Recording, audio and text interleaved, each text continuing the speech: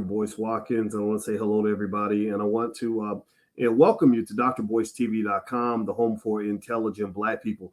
I want to talk about this guy named Andrew Tate. Andrew Tate is this guy. He looks like, I think he's a brother, and he was just banned, basically banned from the internet, banned from YouTube, banned from Facebook, banned from Instagram. And Andrew Tate is fascinating, very fascinating. And people ask me what I thought about Andrew Tate being banned, and I literally made a whole page full of notes that I want to share in terms of breaking it down for you. So get comfortable, buckle up your seatbelt. We're going to get started on drboycetv.com right now.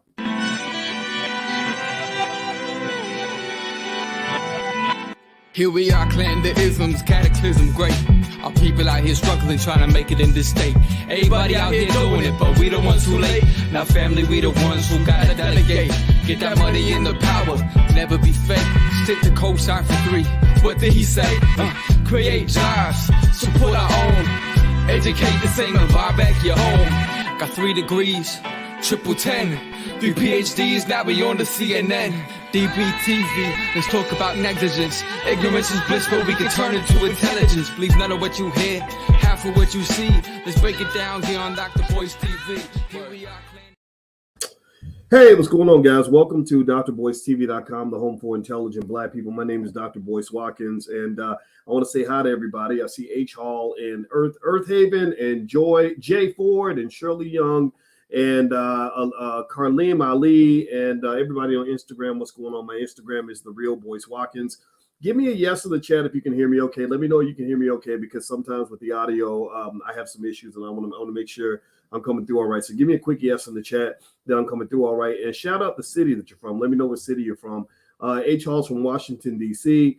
We got Miami in the building. Hey, Sabrina and John, they put the B1s up. B1 means Black First. Black First means we put our community at the top of our priority list. Also, I see Barbara and Shirley and Tara and Latoya and Jonathan. And I want to say hello to everybody. Terry Cobb, my man out of Atlanta. Good to see you. Good to see you.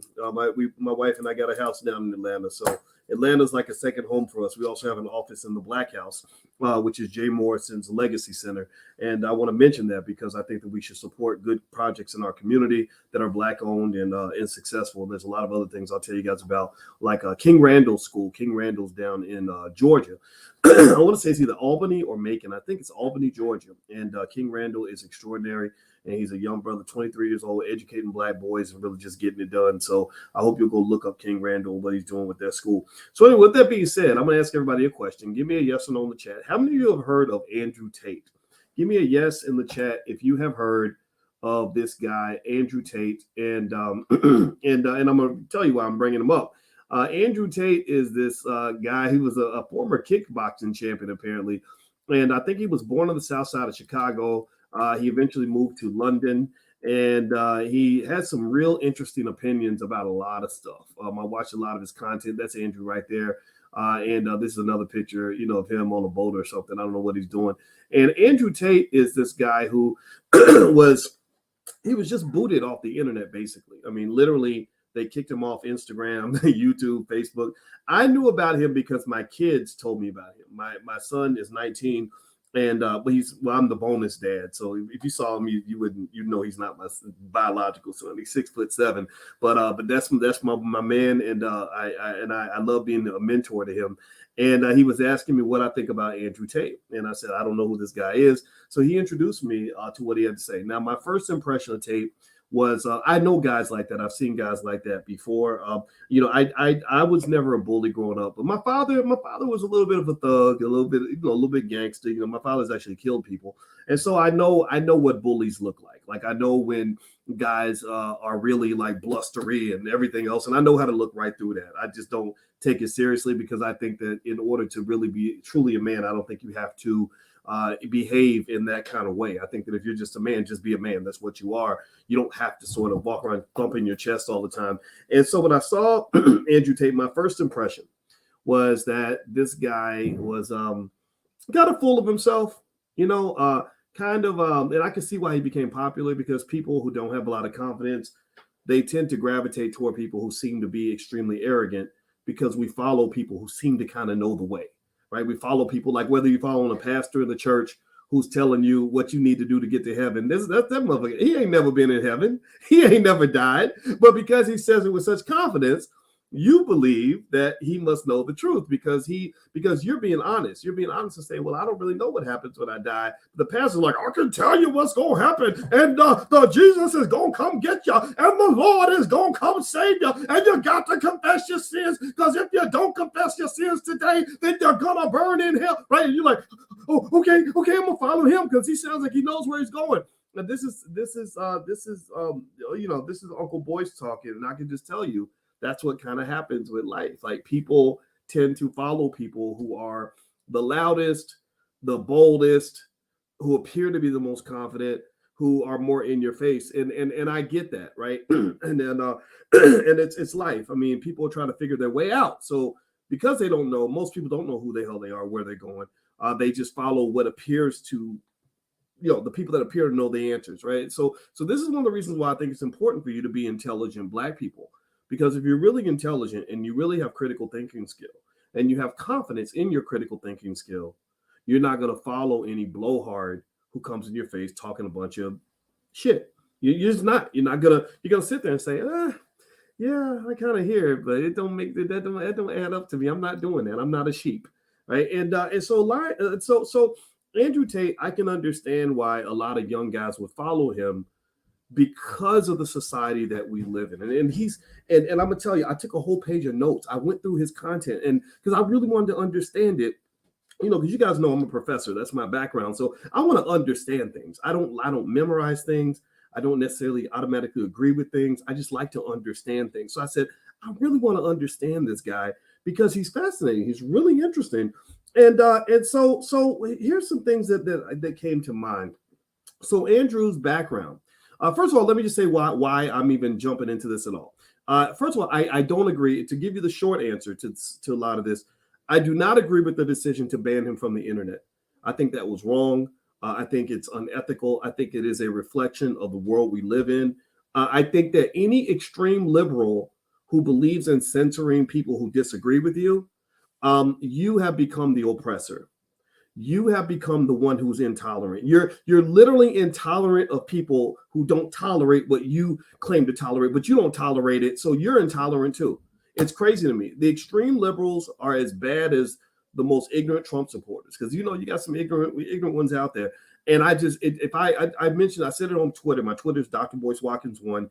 And I said, I wish I could take all the extremists and just put them on a Elon Musk rocket ship and ship them to Mars, because they're messing up society.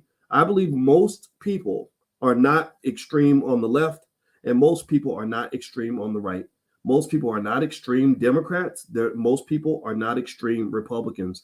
And I believe the extremists, because they yell the loudest and make asses of themselves and get the most offended by every little thing, it ends up distorting reality. And so when I see Andrew Tate, he's an extreme guy. He said some things that I don't agree with everything he said. Some of the stuff he said, I'm like, I get it. It's going to get you views on YouTube. A lot of young guys are going to follow you who don't know who they are. But there's no limit to being as blustery as you can be, so you can get more views on the internet, right? Maybe critical thinking skill isn't that important for people. I have no idea, but I know that when I would hear some of the things he would say, I would say, come on, man. Like what you just said was inappropriate. It was not even necessary. You ripped all the nuance out of it, and you sound like an ass right now. So some of the stuff he said, I didn't like at all. But the problem is that he's an extremist that's being dealt with by other extremists. So then you have the people on the other side, excuse me, who want to ban anybody who doesn't go along with their agenda, whether it's the LGBTQ agenda or the feminist agenda or the Democratic Party or Republic, whatever. People have these agendas, and I don't like it. I don't like it. And again, that's where my bias comes into play, because as a scholar, I believed in this thing that I thought a lot of us believed in, which is called freedom of speech. I believe that if you disagree with somebody, you would just debate them, or you would give another point of view. But now we don't live in that world anymore. We live in a world where people who claim to be victims will go and victimize other people by trying to destroy them because they disagree with them. Like I'll give you an example. On a lot of college campuses, I would see where conservatives who haven't hurt anybody, don't have a criminal record, would come to campus to try to speak.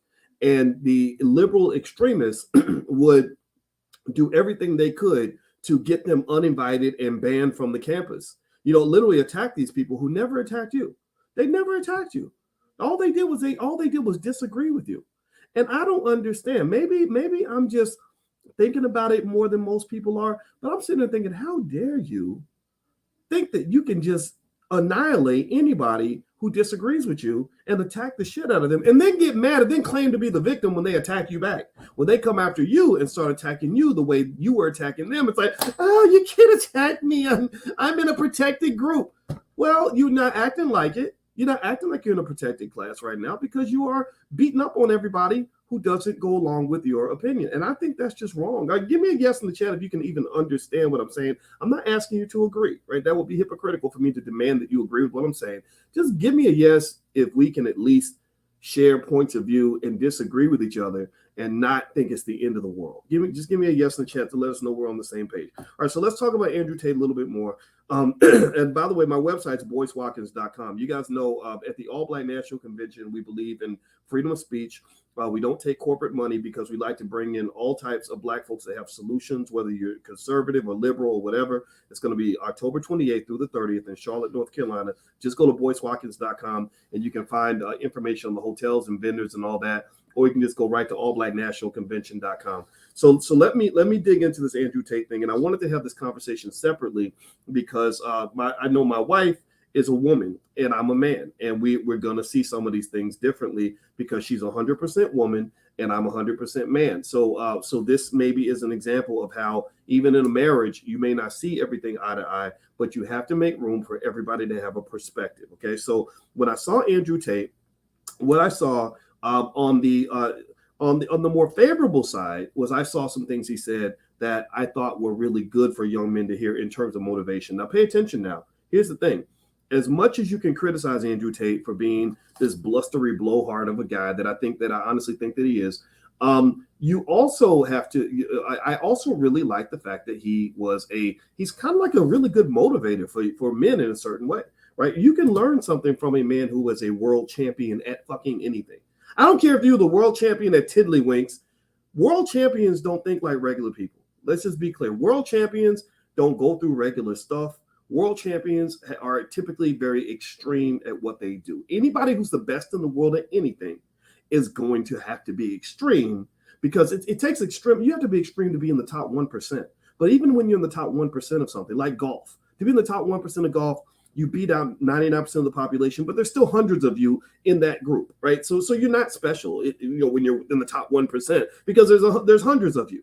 But when you are number one, ranked number one on top of the 1%, you can't be a normal person and achieve that level of success 9 times out of 10. You can't be a regular guy and be the fastest human being on earth. You can't be a regular woman and be like Sydney McLaughlin, who just broke the world record in the 400-meter hurdles. You can't be a regular person and be a Michael Jordan. You have to spend 3 times more time on the basketball court than even the best NBA players in the country, right? You can't be a regular person and be a Serena Williams. Do you understand what I'm saying? So anytime anybody is the best in the world or something, I would encourage you, if rather than being upset or being offended by the fact that they're different and extreme and you don't understand them, I would just kind of accept the fact that if you're trying to learn how to be great at something, I'm talking about the absolute best ever, you got to be a little bit of a weirdo. Why is that? Well, because if you do what everybody else is doing, then you're going to be like everybody else. See, this is why I'm not a fan of fitting in. Seriously, anybody in here, how many of you in here have a desire at some point to be really great at something? How many of you already are great at something or you want to be great at something? I don't care what it is. I don't care if you want to have, more kids than anybody else, or if you want to, run a marathon. How many of you want to be, or you want to get a double doctorate in microbiology and heart surgery, right? Or whatever, right? How many of you really want to be great at something or have felt that way at some point? Give me a yes in the chat. Or you want your children to be great at something, like extraordinarily good, like to the point where they'd be on a magazine cover. Give me a yes in the chat. Okay, so all these great people in here, I need you to understand this right now. Greatness can be a lonely place because you literally have to get to the point where you create your own reality about a lot of things. to be great at anything, you got to have a standard that regular people are not going to fucking understand. You literally have to be looking at the top of a mountain that nobody else can see. You really have to be a little bit weird. And I say this, well, where's my area of greatness? Well, I don't know. I was the only Black person on the planet, the only African American on earth to get a PhD in finance when I graduated in the year 2002. There was no Black woman anywhere that I knew of, no Black man that I knew of anywhere. Still haven't heard from anybody that graduated that year. And in order for me to break down those barriers where all my other friends had failed, I had to be extreme. I had to really do things and go harder and be different from everybody else. Right? And so what I would say is with Andrew Tate, if you want to grab something positive from his existence, I think, I think that there's something to be gained from him, sort of giving his perspective on things, right? Like, for example, he talks about depression in a way that my wife would drive my wife crazy. Remember, my wife is a mental health professional. She's a therapist. But Andrew Tate basically says, he in his world, which I don't agree with, but I'm going to nuance this a little bit. He says depression is only in your mind, and if you believe it's going to conquer you, then it's going to conquer you. If you're a man and you claim that depression is going to slow you down, then of course it will, because you believe it. It's all in your head. You can fight through that. Blah blah blah blah. Okay, there's some truth to that in some situations, right? That desire of a man to get up off your ass, stop making excuses, stop being a bitch, and go fight for what you want. I believe in that very deeply. I believe that message is I approve that message. Seriously, like, stop it. Stop feeling sorry for yourself. Stop feeling like the world owes you something. Stop feeling like you're a loser. Ain't nobody gonna care about you. Seriously, ain't nobody gonna sit and cry with you. But there's also another point of view. There's another point of view that says that there are some people that have chemical imbalances in their brain that make it extremely difficult for them to just get over it or just act like it didn't happen, right? And what makes it difficult to understand is that we don't know the difference. Like, I don't know if I talk to you and you're telling me you're feeling low, I don't know if it's because you're choosing to be low or if you really have something going on psychologically that's making it almost impossible for you to get out of that state. I had a friend who I met at an event I did in Detroit. He was a former cop, and he told me his brother had committed suicide the year before. And I said, "What was your brother's name?" He told me his brother's name. And he said that he talked to his brother and gave him the whole pep talk because his brother was down and he was having a tough time. And he thought his brother was he'd overcome it. He said, I realized in hindsight that he was just saying, okay, but he really had bought into any of the solutions I presented. I had solved his problems for him. And he just really wasn't okay, but he was saying he was okay. Right. And next thing you know, his brother killed himself. And and I think that so this is where I'd have to get off the bus in terms of what Andrew Tate is saying and doing. What he's saying is that obviously because he's a world champion kickboxer, whatever the hell he was, that's a high testosterone sport. That's a situation. This is where I encourage men to understand the importance of balance. That's a mindset. He probably took steroids and all kinds of shit. Let's just be honest. Like, in a lot of these extreme sports, when you talk about world champions, they're taking performance enhancing drugs. And I know people that are in that space that maybe they dabble with cocaine, anything that'll make you hyped and crazy and ready to fight and kill somebody. All that's kind of there, right? So I don't know about him in particular, but what I'm saying is that sort of ideology says that my masculinity and my testosterone can overcome anything. My testosterone can solve any problem. I can brute force my way to any solution, to anything that I run into, because I'm a soldier and I don't give up and I fight, and I get all of that. That's fine. It makes sense in certain contexts. But what it's missing is this important word called balance. Balance. Now, give me a yes or no. How many of you in this room, very simple question, everybody answer please. How many of you in this room believe that men can learn something from women?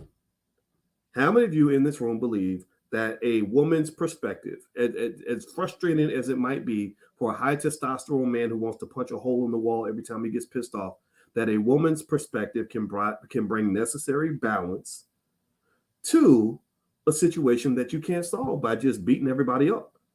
It's there was a scene in Hustle and Flow, that Terrence Howard movie that's really good. And there was a part where the two men got into it. They started arguing back and forth. Like, hey man, I'll kick your ass. No, I'm gonna fuck you up. Right? And then all of a sudden in the middle, Taraji P. Henson's character walks in, and she's like, and she just ignores the fight and just says, well, I found this lava lamp and I thought that it would go real nice in the room. So I'm going to put it right here. And I made you some chicken in the other room and blah, blah, blah, right? and he walks out and literally she defused the whole situation by bringing this beautiful woman's touch, like this natural, almost goddess-like ability that women have to really help soothe the savage beast that lives within men. You know, there are things, there are superpowers that women have that I think as humans, I don't think we acknowledge them enough. I don't think we observe them enough. But that balance allows you to just kind of not just be a one-trick pony. You know, and what I mean by one-trick pony is if you're a guy who just thinks that the answer to everything is, you know, beating everybody up and drinking yourself into a coma and not talking about your problems and fighting everybody who disagrees with you, then you're not a balanced man. You're gonna die young. You're gonna have a bloody death because you're 100% soldier and nothing else. And there are a lot of soldiers. Again, my wife sees all kinds of clients and everything, and there are a lot of young former soldiers. And shout out to every soldier that's in the room. I appreciate you very much. Thank you for your service. But there are a lot of soldiers who kill themselves, you know, at an early age because they get into a world that requires you to have a Swiss Army knife of coping mechanisms for different situations that doesn't just involve picking up a gun and shooting somebody or punching somebody in the face, you know, or doesn't allow you to simply function as a normal person in society in your consistently traumatized state. And so here's the thing. Let me talk about Andrew Tate a little more. I took time. I got a brother I know by the name of T. I don't have T's last name. T. Khalik sent me a video where Andrew Tate spent an hour explaining his whole situation and giving his background. And I listened to maybe about 25 minutes of it. I couldn't listen to the whole hour and 15 minutes, but I said, you know, let me click on this. Let me just see what this brother has to say. And he told his story about growing up in the South Side of Chicago. First thing he said that I agreed with and I understood that was very deep was he said that I have been traumatized and I've gone through a lot of difficult experiences. And I believe that these are necessary for a man to be tough. He said, I have an iron mind. Again, he starts going into that whole arrogance thing. I have an iron mind because of what I went through. And I agreed with a big chunk of that in that I believe that what we think of as trauma or abuse or just an unnecessarily bad experience, I think that there is growth in many types of painful experiences. I think about football, for example. If you play football, you go through a lot of pain. You go through 2-a-day practices in 100-degree heat. You got to take hits from big old overgrown men. You have to go out and possibly break bones. You have to overcome a lot of fear, and that's necessary for you to become a great athlete. And so I think that in general, for men in particular, most men who are tough, and really women too, most people who are tough are people who have gone through difficult experiences that might be defined as traumatic. I think about Tiger Woods and his father. Tiger Woods goes on and becomes the greatest golfer in the history of all mankind. No golfer on earth, living or dead, has played golf as well as Tiger Woods did, particularly in the year 2001, 2002, and even beyond that. You don't get to be that great without going through a lot of shit. Well, if you hit the rewind button on Tiger's life, when Tiger was 3 years old, his father, who was a Marine, I don't know, Navy SEAL or something. I know Tiger trained with the Navy SEALs. His father would make him do things that most 5-6-year-olds didn't have to do. He would put him through things that most children didn't have to go through. And so someone might look at that and say, God, that's so mean. That's so abusive. Yeah, it probably was. But also a lot of us can see that, yeah, but when you have pain, there's usually a gain. There's some pain that's a straight loss and some pain that's a little bit of an investment. So without Tiger's father being so hard on him, he would never have become the greatest golfer in the history of all mankind. Without his father giving him that mental toughness by putting him through a whole lot of shit, he never would have had the mental toughness to deal with all the obstacles that he was going to face, trying to take on some of the greatest golfers in the history of the world in a very racist sport where people consistently try to get inside your head. And so to me, balance means understanding the yin and the yang of all of that. To have and I understand this because I talk about this all the time on this channel. You may not know it, But what do we talk? We talk about wealth. We talk about investing all the time. Well, what is investing? Well, all investing is sacrificing something today so you can have more tomorrow. It means that nothing ventured, nothing gained. It means if you don't pay the price, if you don't pay the cost, then you can't be the boss. The big person who's the boss is the one who paid the biggest cost. And in many cases, they paid a cost that nobody else is willing to pay. That's how they got to be the biggest boss. But there's always a dark side to that. What is the dark side? Well, look at Tiger Woods' personal life. Tiger Woods was out here raw dogging porn stars, like literally having unprotected sex. A married man having unprotected sex with a long list of porn stars. That tells me that Tiger, in all his greatness, in all his triumphs, and all his success, somewhere he lost the balance that he needed in order to make sure that he wasn't consumed by this hunger he had to be the best golfer in the world. Something ain't quite right. Right. So ultimately what I'm saying is that all this stuff, if you miss the balance piece, you forget about the dark side. There's a dark side to everything. There's a dark side to everything. There's a price to be paid for any great triumph you have. Nobody gets it through luck. You have to make a plan. Now, do me a favor, hit the thumbs up button, thumbs up, share, subscribe. I want to warn everybody that there are fake Boyce Watkins impersonators that come into the chat sometimes and build fake pages and pretend to be me so they can steal money from you. So if you see any of these fake pages, like if you go to my Instagram, look for that blue check mark. If you get an inbox message from me, it wasn't me. It isn't me. In fact, there's a guy in the chat right now that's using a fake Boyce Watkins page that's telling everybody to inbox him. So I'd like for you, if you could, please report that page if you see that person, because we need to I want to make sure you guys are protected. I don't want to see anything bad happen to you. Also, for those of you that are coming to the All Black National Convention, October 28th through the 30th in Charlotte, if you want to get a discounted hotel, it's going to be at the downtown Sheraton. Do not pay the full price for the hotel. Do not pay the full price. Tell them you're with our group, or you can go to abnchotel.com to get your discount.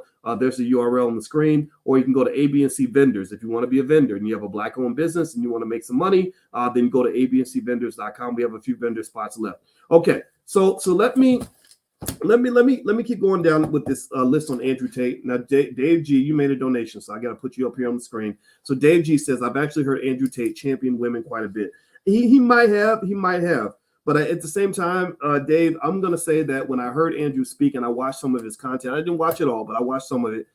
I felt like, yeah, if you sprinkle a few compliments in there with some pretty hurtful remarks, I don't know if the good stuff outweighs the bad. You know, like if I give you a big jug of the sweetest Kool-Aid that you've ever had in your life, but I put 10 drops of pee in the Kool-Aid. I pee just a little bit in the Kool-Aid, but I give you 50 gallons of good Kool-Aid, but there's like a drop of pee.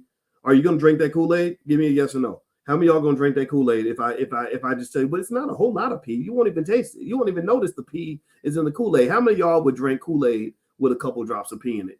Give me a yes or no. Right? And this is the problem. I think that with Andrew Tate, I heard some of the stuff that he said. And and some of the stuff I can't excuse that stuff. I think some just different things about women and controlling women and telling them what to do and all this. It's blustery. It's very hyper. It's what I call hyper masculinity. It's like this whole like I'm a man, so I gotta constantly go around proving I'm a man because deep down maybe I don't know that I'm actually a man. And I think that that's a problem because I think you get that from media. You get that from media when you don't watch too many superhero movies or whatever. So you think that manhood means always thumping your chest and always pretending like you're better than everyone else and that you're constantly the alpha in everything that you do.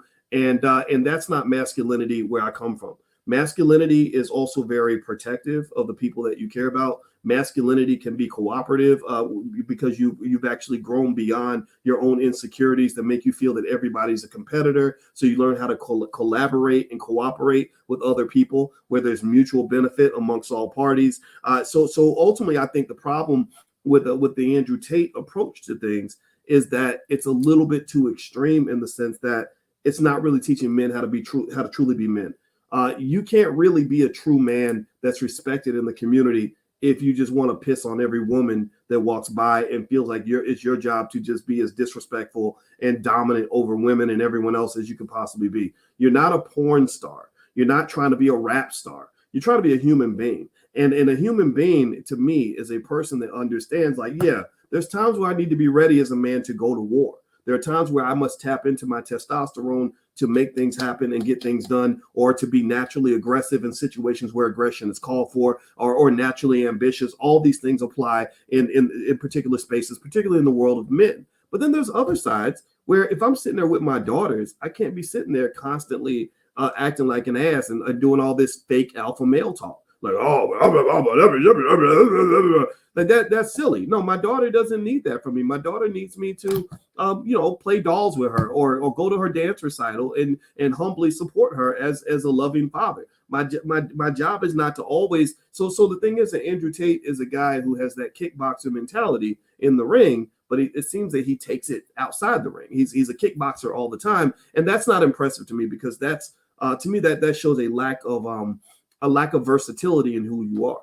And so with him, I did see that lack of balance. And again, going back to the ban on Facebook and YouTube, I think that was uncalled for. I don't think he should have been banned. I don't think that a person should be banned for having an unpopular opinion. I didn't see that he did or said anything that would be harmful or illegal to other people. Also, in fact, I've seen people do far more harmful things, say worse things. I know when Black folks weren't really voting for Joe Biden the way they were supposed to, there were people, Simone Sanders and others, who worked for the Biden administration, who were saying terrible things about Black men. That if you're gonna ban people, why not ban her too? Well, you don't ban her because, well, she's a woman and women can just say whatever they want. No, that ain't right. That's wrong. You're banning people that you don't agree with, and it's absolutely wrong. So believing that anybody should be the arbiters of truth and decency, that's just wrong. To say we're going to ban you because you're a bad person, that's just wrong. Or because you're disrespectful of people and women and all that. You can challenge that, but I don't think you should kill his voice. He still has a right to freedom of speech. I think that he is also a guy who deliberately offends people. I think he's deliberately arrogant because people like arrogance for whatever reason. And so ultimately, he's also very competitive. And again, being competitive is necessary in certain contexts, but being competitive with everybody all the time is kind of ridiculous.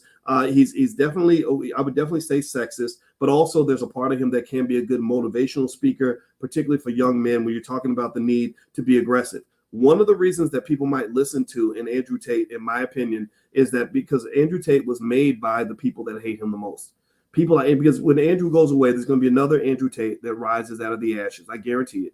When people attack Kevin Samuels constantly, even though I didn't agree with a lot of the things Kevin said, and it was very awkward for me because Kevin defended me when Kevin did talk about me on his show. I never saw the episode. I still haven't seen it, but I saw 2 minutes of it, and I saw that Kevin Samuels actually was supportive of me because I was being attacked by women who were trying to create a false narrative that I hate women, and I didn't even pay attention to it because I support so many Black women. It's ridiculous. I literally put over $1 million into the pockets of Black women, so you can't tell me I don't support Black women. I got my Black wife, and I support Black women, but I don't support everybody. So when you act in a damn fool and you are an asshole, I'm not going to support you. I don't care if you're male or female. That's who I am. That's what I am. So Kevin Samuels did support me in that situation, and I appreciated that. But at the same time, I said, while I can understand why you're popular, you're popular because nobody listens to men.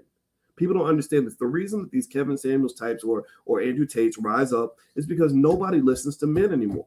Everybody's constantly telling men that you're that you're toxic and you're bad, especially straight men. Now gay men, that's a different story. But they're constantly telling men what's wrong with them. And when men sort of fight back and say, well, here's some issues that we have with you, then suddenly it's like, oh, you're sexist, oh, you're homophobe, oh, you're this, and oh, you're that.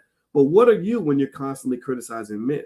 And in fact, the worst relationship advice I see on the internet, it's almost hilarious, is that if you want to be a famous relationship guru, all you got to do is gather a bunch of women and talk shit about men and tell women that the reason that you're single is because men aren't strong enough to handle you, and that men don't want to grow up, and men don't want to do this, and men don't want to do that, and they don't want to take responsibility, they don't want to be accountable. That's how you get a bunch of women to follow you, especially if you're a handsome man. You just put pictures of yourself wearing a wife beater on your Instagram page and tell women that the reason you're single is because men aren't ready to step up to the plate. Well, guess what? Those are pimps. Those guys ain't nothing but pimps because they're pimping women for their money so that by telling them what they want to hear. And then at the same time, the way to get men to support you if you are a so-called relationship guru is either if you are a beautiful woman or maybe or a guy who simply tells men that the reason you don't get what you want is because there's something wrong with women. These modern, and that was my issue with the whole Kevin Samuels thing was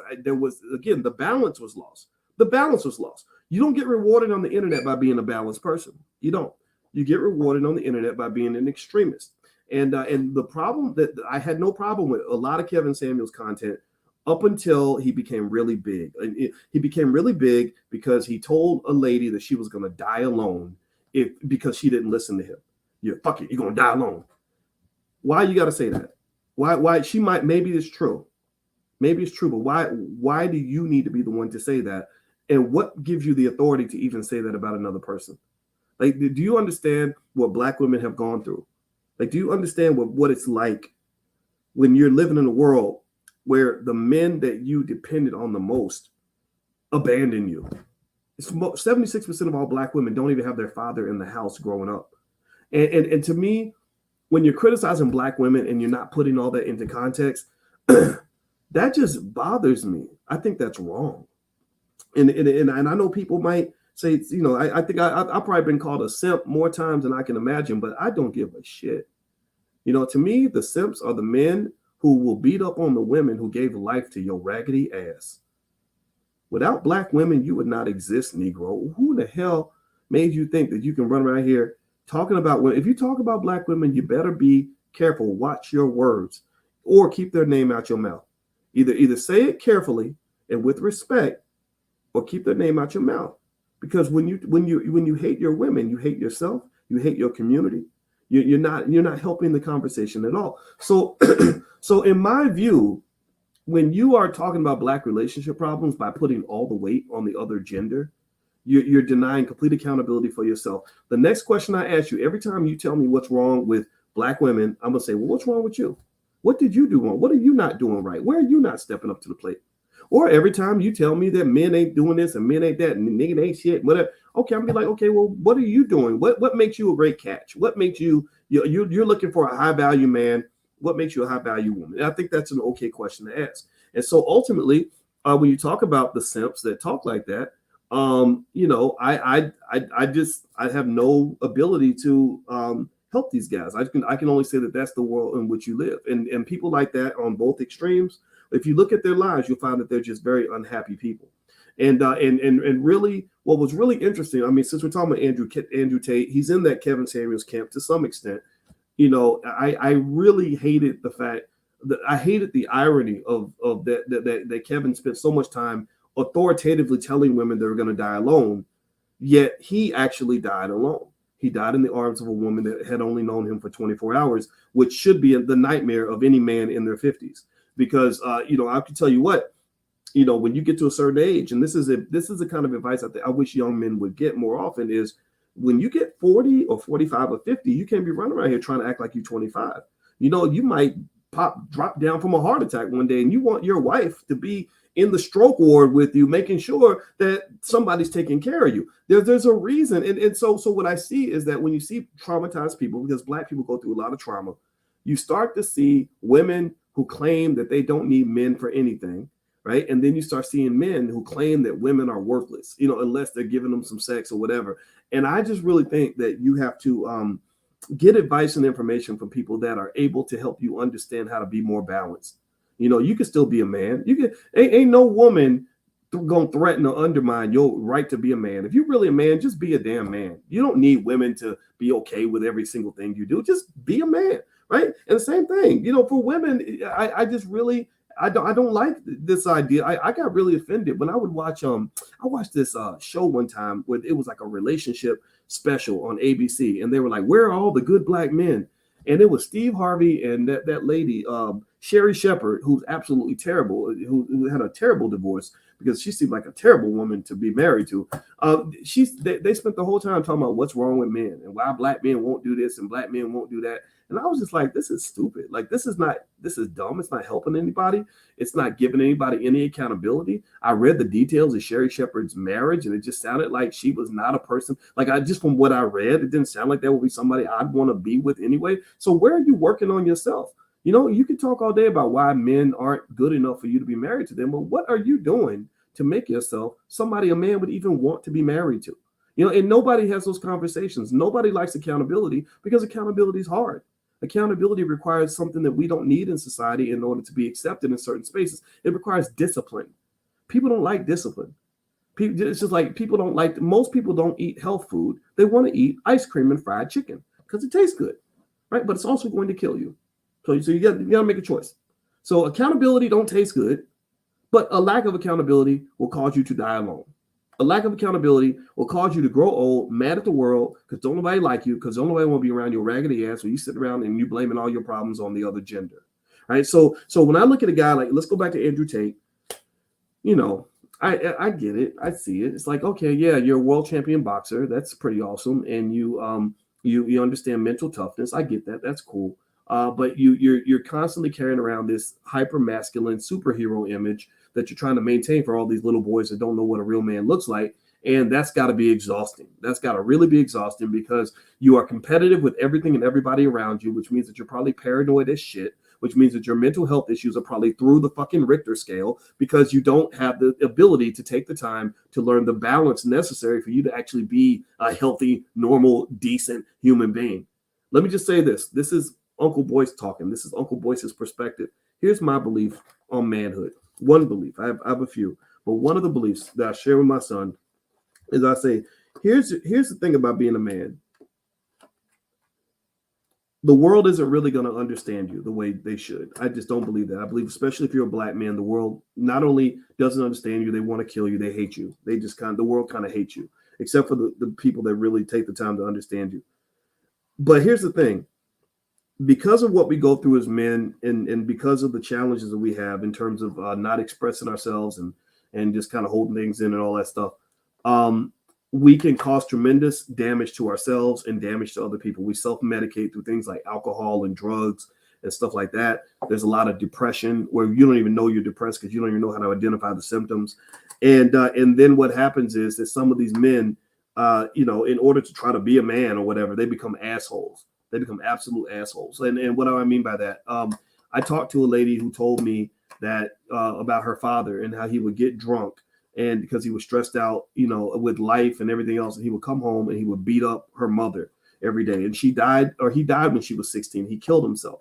And I said, how did you feel to have a father that killed himself at 16? And she, you know what she said? She said, I was relieved. And I said, relieved? She said, yeah, because I knew that he wasn't going to beat anybody up anymore. He wasn't going to come home drunk and cause chaos in the house. And I thought that was absolutely mortifying to hear somebody say, as a child, I was relieved that my father died because he was wreaking so much havoc in the house. So my rule with my son is I said, here's the rule I believe as a man. You are a good man, in my view, if the people you care about are better off because you are there.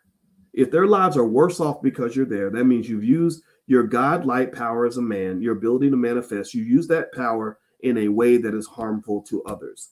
That makes you a bad man. That makes you officially toxic, in my view. If you make their lives worse, like if they look back and say, yeah, daddy was in the house, but he was a son of a bitch.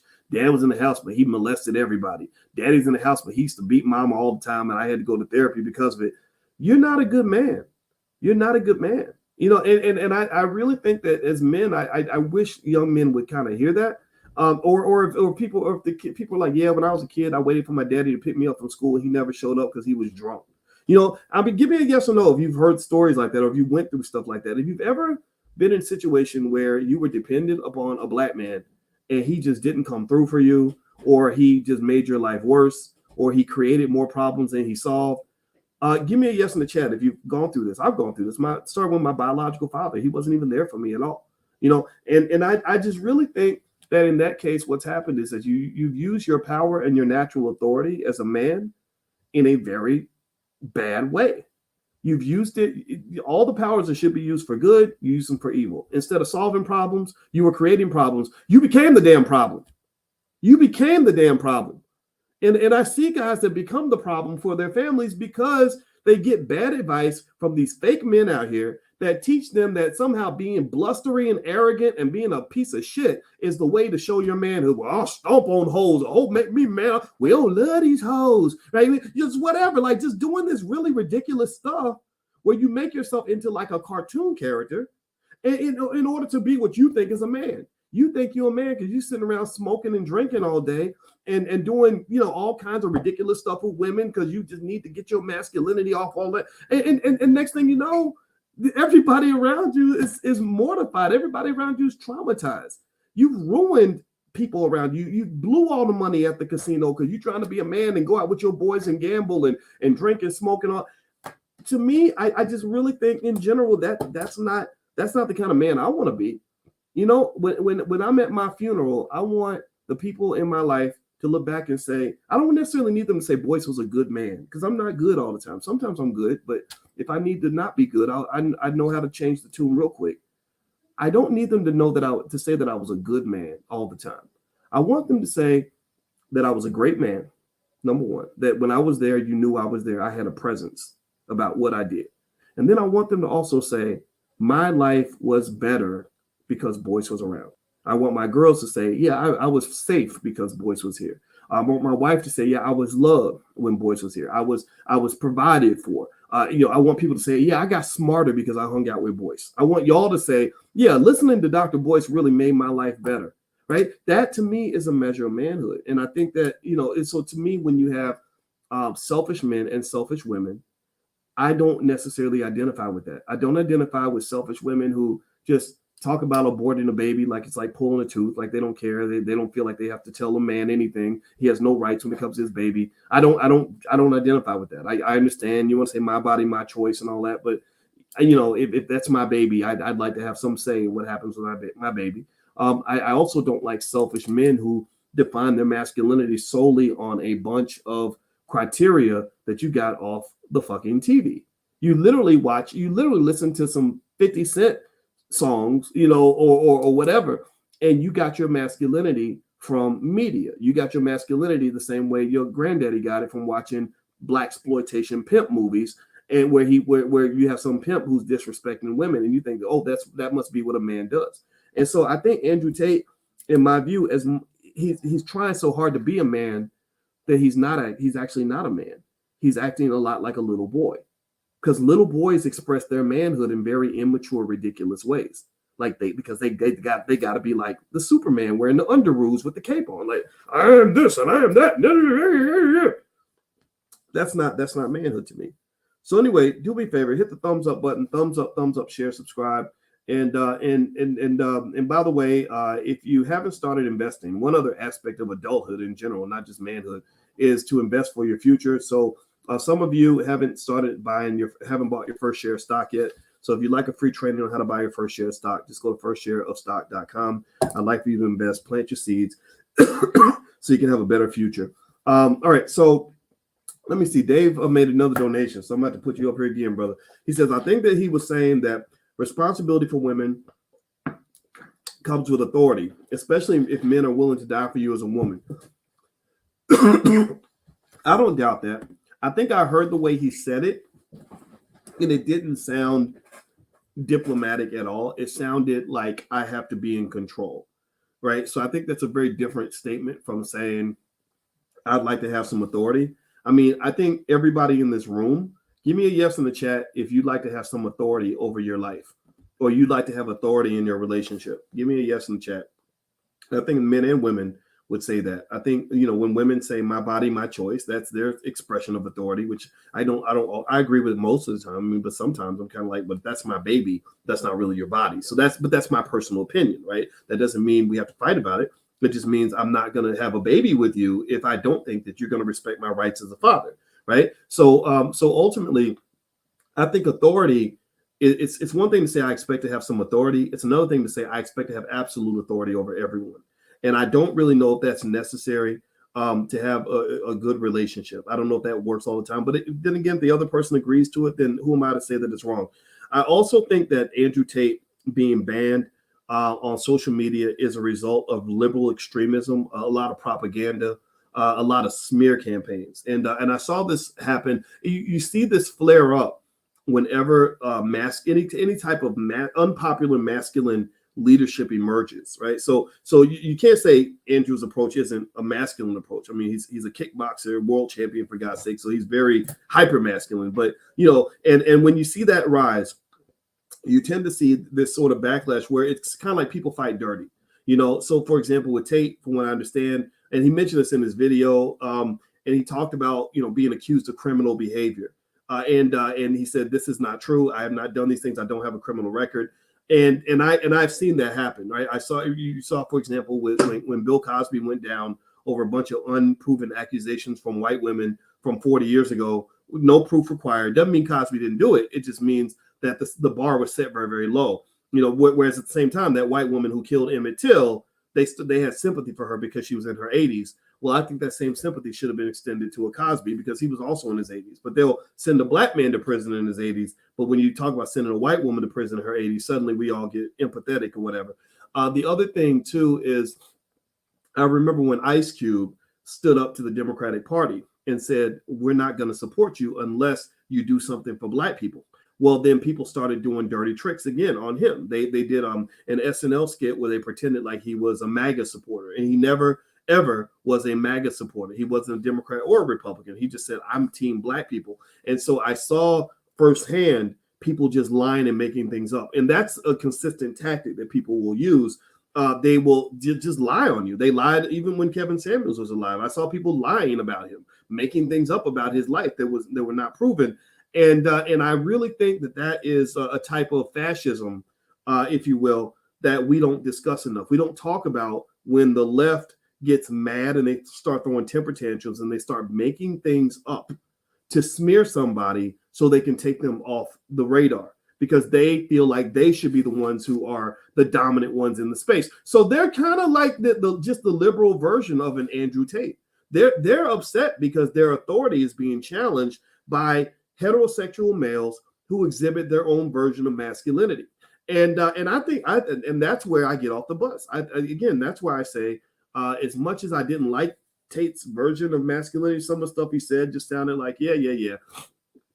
I don't think he should have been banned. If you don't like him, just debate him. Do a counter video. Just say, here's why I think Andrew Tate is stupid. That's fine. Let's do that. Let's have that conversation. Why in the world are you trying to exterminate all of your political enemies? They do stuff like that in countries. They did it in Rwanda and I think Kenya after an election. They were chopping people's heads off or whatever. I mean, they do that in other parts of the world. Bosnia Herzegovina, they decided to just annihilate the whole other side. I mean, but I don't think that should happen here. I'm not a fan of that.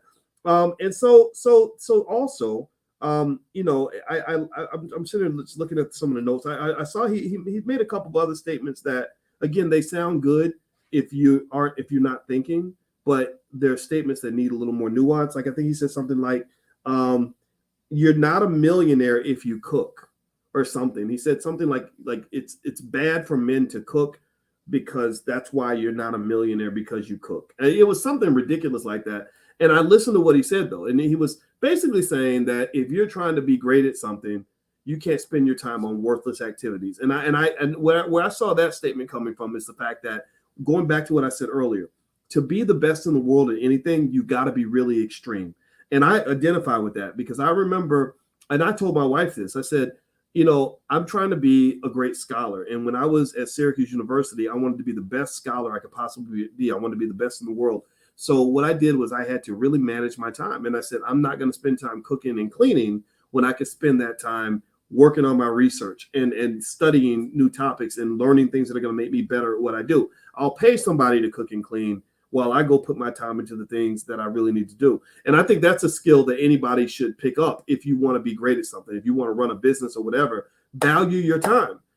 Buy somebody else's time. Let them do the little things around the house. You don't have to be the one who does every single thing, because then you can't be great at the one thing that matters to you. So I think that's what he was saying, but it kind of came off kind of weird. And then I saw another headline that said that he claims that men are weaker if you live with a woman. And again, this is where propaganda kicked in.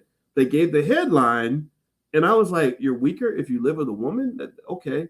And I saw what he was saying. I didn't agree with it completely because it lacked context that he didn't provide. So the headline took away context, but he took away context because he made this simple-minded, one-dimensional statement. His statement was basically to the point that he was arguing that men who live with women have a harder time competing with other men because just living with a woman makes you softer, right? And here's the thing. I don't completely disagree with that if you live in a world that is hyper competitive all the time.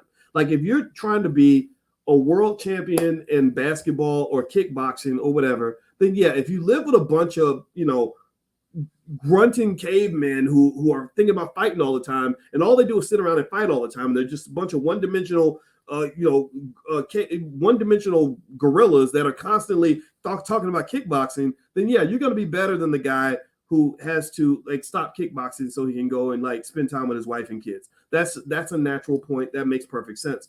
But what isn't discussed there is that you can't live like that all the time. You can't live like that for the rest of your life. Eventually, I mean, maybe you live like that in your 20s because you want to be good at something, but then you get to your 30s and your 40s and other things start to matter. Like your family starts to matter. Your quality of life starts to matter. Your health starts to matter. My wife actually, who is an expert on the mind and all this other stuff, she talks about that competitive hypermasculinity that you have if you're a fighter or a soldier, and what that does to your, I think she called it the parasympathetic nervous system. And basically she said that if you're always like that, if you're always Mr. like on 10, adrenaline, ready to fight, ready to compete with everybody, that literally kills you. Like that literally causes you to die younger. And so with Andrew, that came from his trauma. Like growing up with the trauma and growing up with a hypermasculine father who told him to fight everybody, he kind of grows up thinking that that's just the way he's supposed to be all the time. Now, I don't know how old he is. Does anybody know how old he is? Let me Google it real quick. Let me see. How old is Andrew Tate? He's 35 years old. So Andrew is at an age where at the age of 35, let me tell you what happens to men when they turn 35. I read up on some of this. At 35, your testosterone levels as a man drops by 1% per year after the age of 35. Okay, that's the first thing. And so where Andrew Tate is reaching is he's reaching this age where he's starting to go in a different direction in terms of that hypermasculinity thing.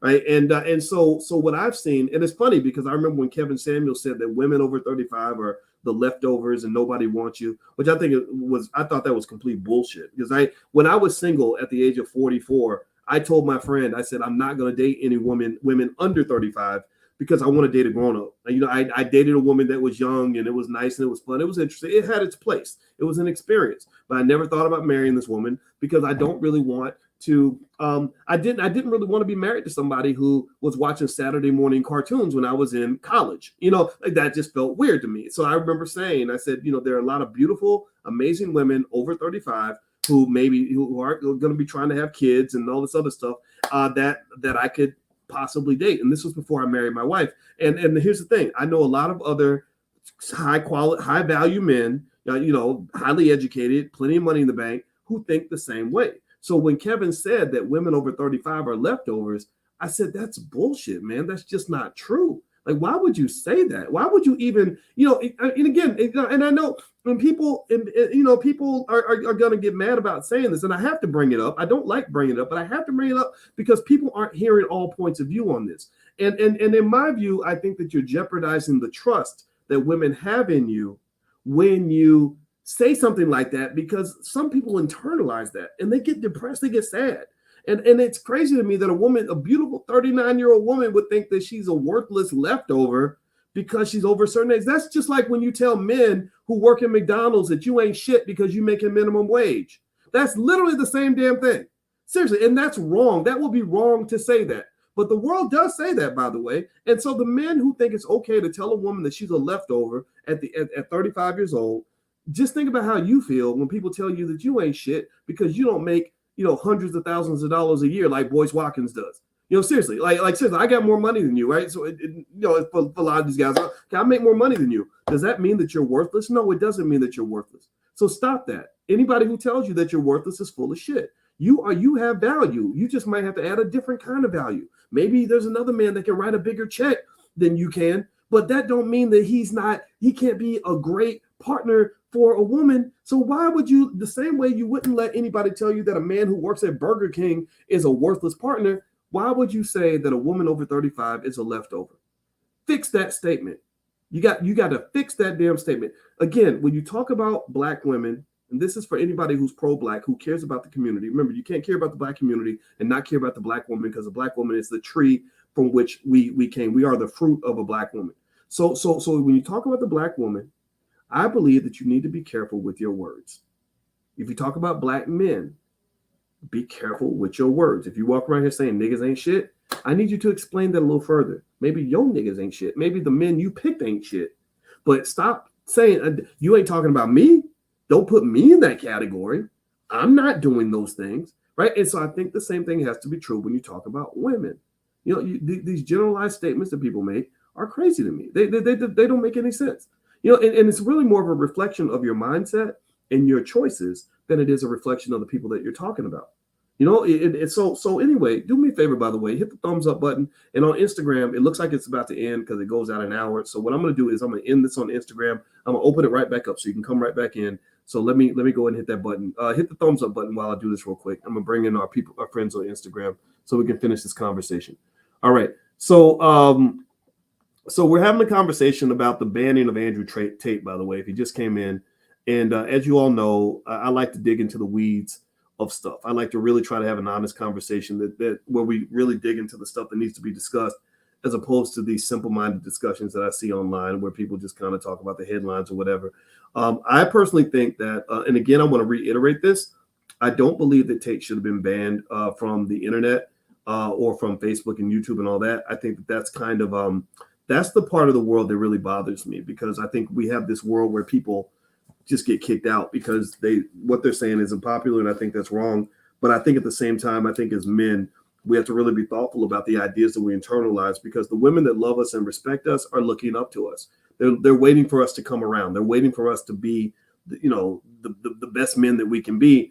And I think that if we all get together and we create like these bitch fests online where all we do is we blame all of our problems on women, I think that undermines your presence as a man, and so what I tend to agree with are the men who would say to those men in the so-called manosphere, they would say like, okay, if you want to be a man, just be a man. Like, don't feel like being a man means sitting around bitching about women, because at that point you're just being the bigger bitch.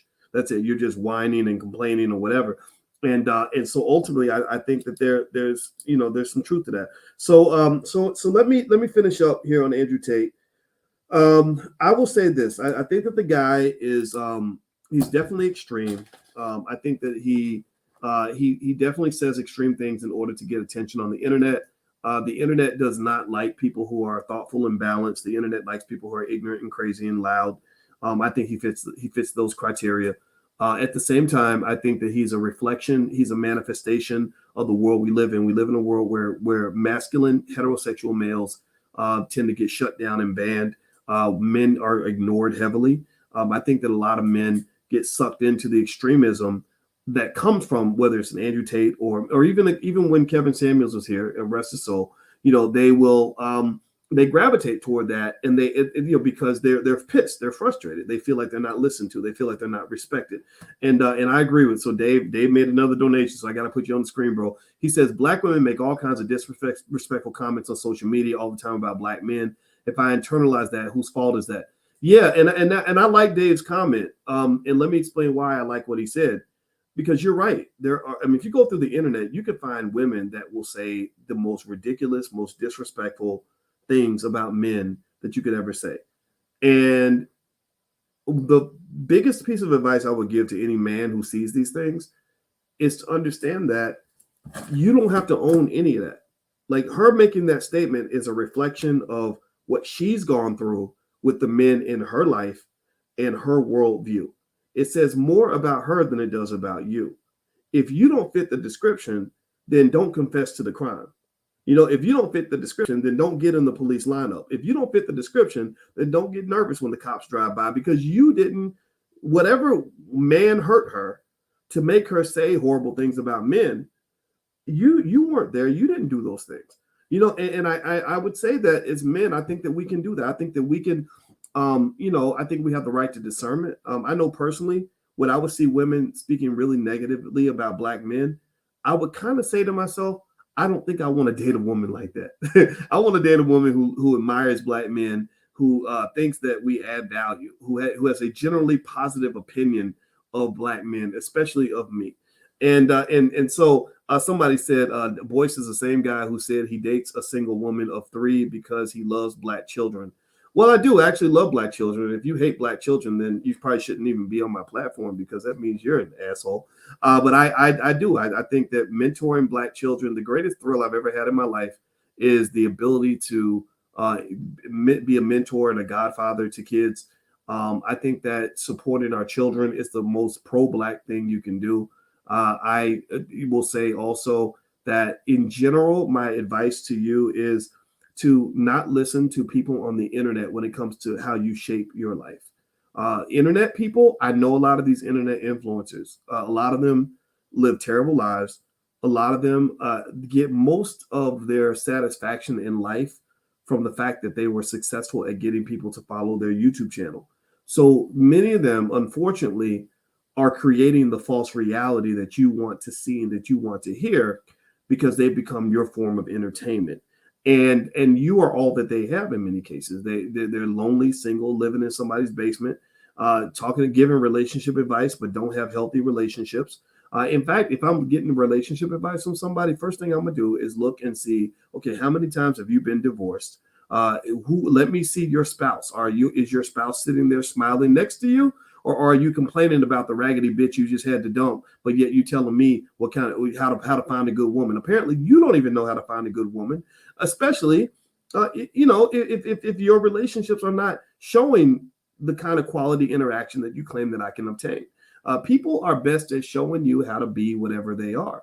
So so whether you're talking about somebody who's teaching you how to make money, if they don't have any money, then they can only teach you how to be broke. Or if a woman's giving advice to other women about how to deal with men, and men hate that men don't want to be around that woman, then she's turning you into a demon spawn, just like she is.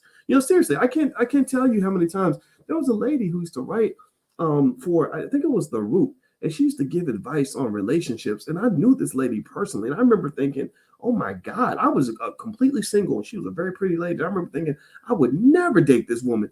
And it's crazy to me that she's giving all this relationship advice because she's making other women as toxic as she is. And she would just write, well, if a man does this, you shouldn't put up with that. And if a man does that, you shouldn't put up with this, and blah, blah, blah, blah. And I was like, wow, you're really teaching women how to be lonely and single. That's exactly what you're teaching them how to do. So when I was looking for advice on how to be married, I went to married people who've been married 30, 40 years. And I said, so what do you do? What's the secret to staying married that long?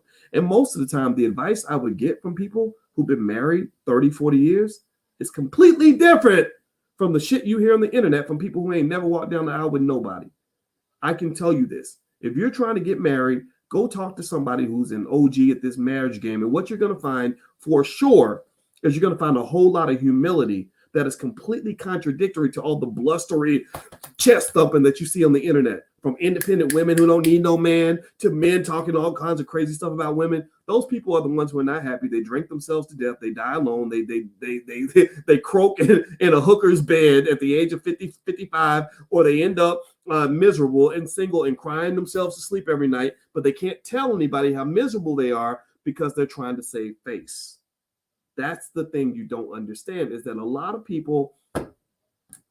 people are very unhappy, and they will never tell you because they're trying to save face. I'll give you one example, and then I'm going to be done. Is this your lane now? No.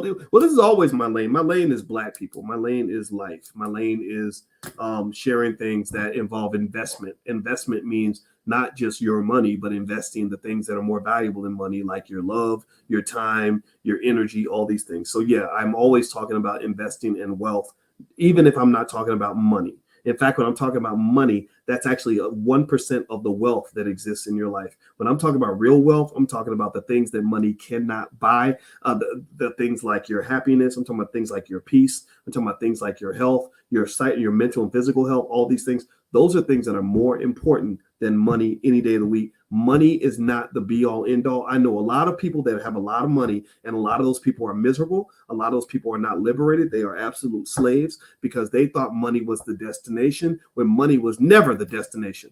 Money is never the destination. Money is the tool. It is the vehicle to help you get to the real destination. The real destination is living the best life that you can live. It's pursuing the purpose that God put you on this planet for. It's finding happiness. It's being content. It's waking up in the morning and loving your life.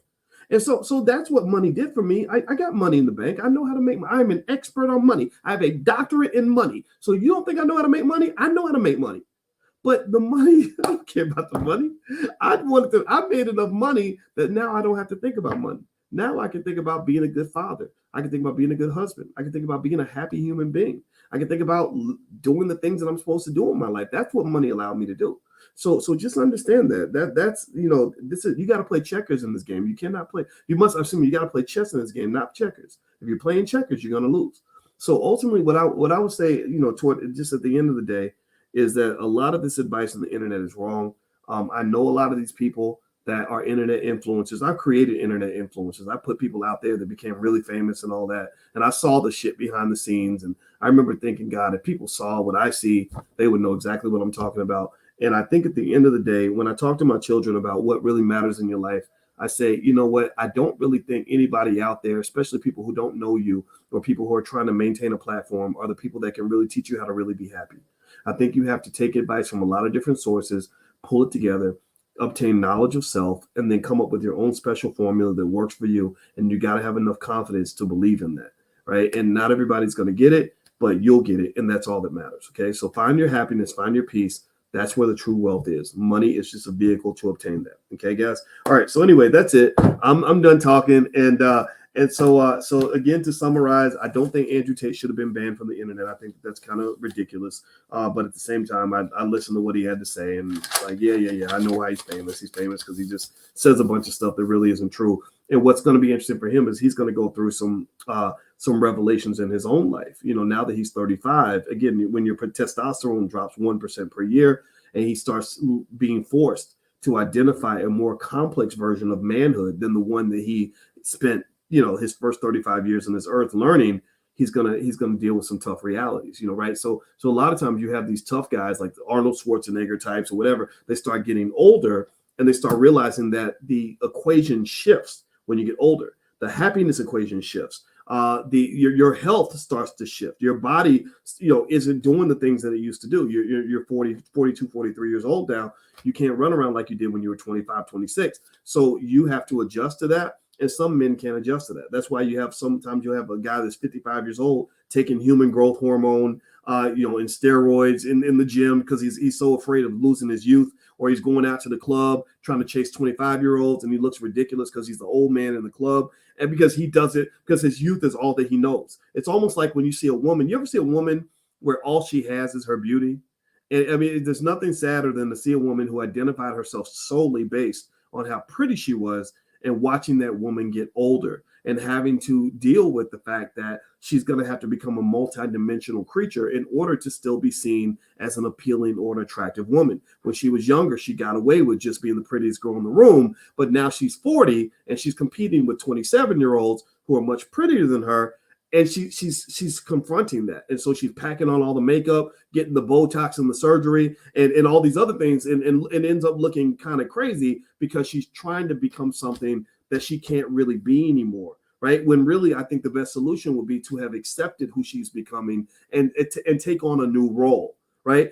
In fact, there was one actress in LA, I forgot her name, but she was in a real famous movie in the 80s, and she was really pretty in the 80s. And because she could not accept the fact that she was getting older, she rejected all the Hollywood roles that were offered to her for older women. She refused to play anybody's mother. If the child was like an adult, she refused to play a grandmother for sure. So she was in her 50s, refusing to even play like the role of a mother of an adult child, right? And that's kind of a weird, almost like a Peter Pan-ish kind of mindset, right? So I wonder what's going to happen with Andrew Tate as he gets older. Like I'd love to see Tate at the age of 50 and to see if he's still trying to hold on to this hyper masculine position as a 50-year-old that he had as a 35-year-old.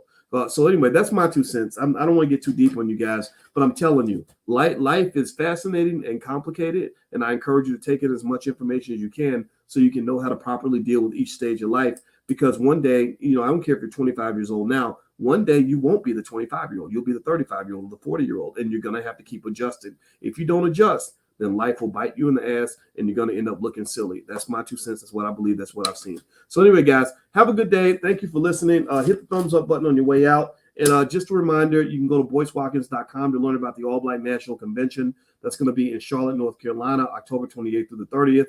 And I want to warn you again, I see the fake Boyce Watkins is in the chat asking people to inbox him. So if you see the fake Boyce Watkins or see any fake profiles, please report those profiles and block them, of course, and all these other things. And so it's not me reaching out to you directly. Also, last but not least, if you go to BoyceWatkins.com, you can get access to the $5 a day investing plan. Or actually, you can just go to firstsharestock.com as well if you want to learn how to buy your first share of stock. I want everybody to invest. If you want to win when you're older, invest while you're young. That's how you get on top. All right, guys, have a good day. God bless you. I hope you have a wonderful day. I'll see you soon. Peace.